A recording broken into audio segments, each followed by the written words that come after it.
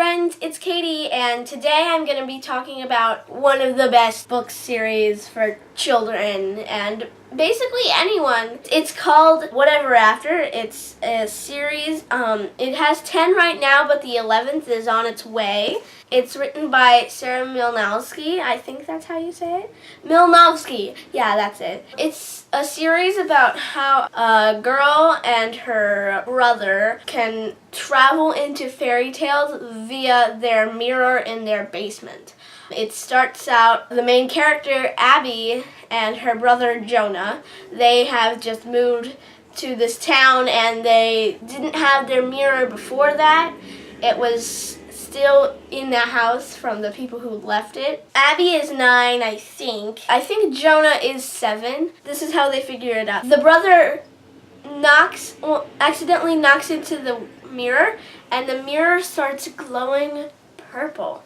And he accidentally knocks it again, and it starts swirling and swirling and swirling and making noises.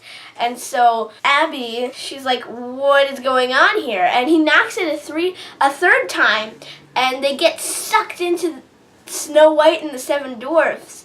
And the first book, it's called Fairest of All. All the titles are references to the fairy tales. Like Sugar and Spice is the latest one so far that's come out, and that one obviously is about Hansel and Gretel. Sink or Swim is about the Little Mermaid, and so on and so forth, right? It's really cool if you want to see girl power and even some boy power. Jonah is very funny and strong, and so is Abby, and they are both pretty smart for their age. If you like fairy tales, even if you don't like fairy tales, I suggest this series because they ruin the fairy tales.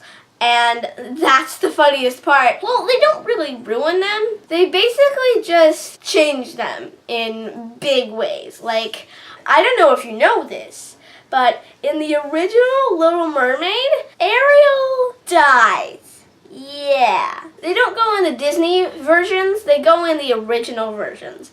So in Sink or Swim, they have to save Ariel from dying, and of course she's not called Ariel back then. And in Snow White, they thought they were doing Snow White a favor by making sure that she doesn't eat the apple. And so, with the consequence of that, she doesn't get to marry her Prince Charming. They change it, either accidentally or on purpose, and they kind of have to make a happy ending for everyone. I just really, really love this series because it, like I said, it's really, really funny. It has a lot of fairy tale backstory, like who wrote the original, and the author always puts the original story in because Jonah doesn't remember the stories, so we get our own little story in case we haven't heard the actual fairy tales, which I think is really nice. It's made me like fairy tales more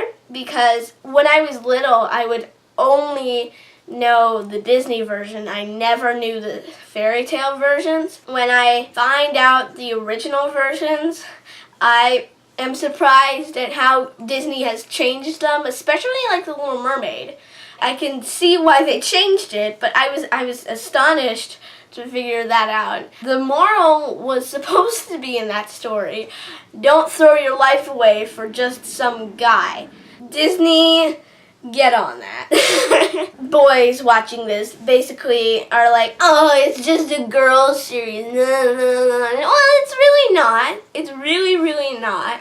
Jonah is a very big character in these. Like I was saying, he's very funny. He says, are we in Jack and the Beanstalk? Are we finally in Jack and the Beanstalk? And always it's just, no, we're not. He always gets excited when something gross should happen in the original fairy tales.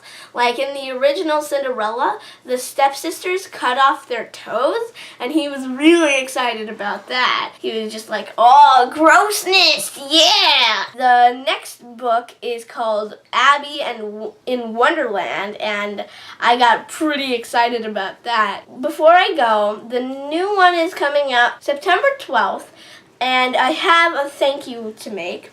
A couple people gave me a shirt, and a video saying that I did a good job, and it was amazing, and thank you to those people. I have a lot of gratitude for that. I should have thanked you a whole lot earlier, but I just didn't, and I'm sorry about that.